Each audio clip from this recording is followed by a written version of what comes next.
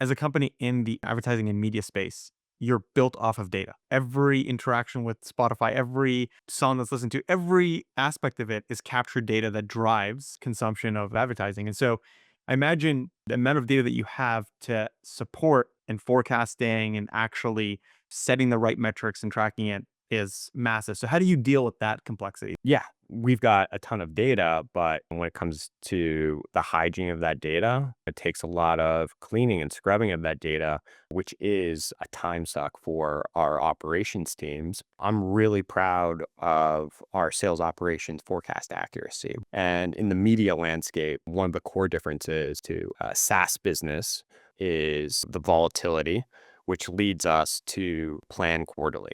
We're completing a weekly forecast to where we think we're going to end the quarter. Earlier on the quarter, we're relying on prior period pacing. So we look at where we were booked at the same time last year and where we ended up delivering. And we use that line to predict based off of our current quarter bookings, where do we think we could finish?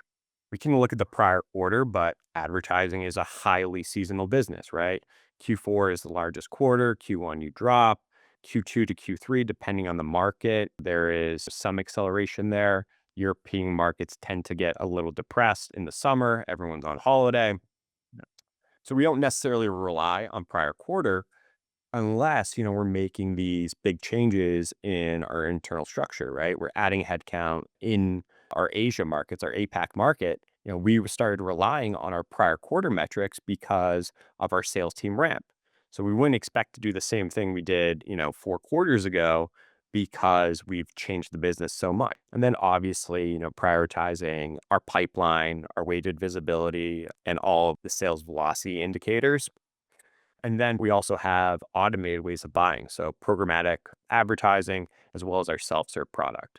So those are purely based off of a daily run rate of what each of our advertisers. And then we take the direct business, the automated business, add that up to come up with our total in-quarter forecast. So that's one methodology of forecasting. The second one would be our bottoms up process. So just literally going to each salesperson and saying, hey, what do you think your book of business can do next quarter? We typically do that in the second month of the quarter to roll up a lot of those insights at an advertiser agency category, like a vertical level insights to pass on to sales leadership. One of our most important goals is predictable revenue, right? We have to know within 1 to 3 percentage points of what we are going to deliver.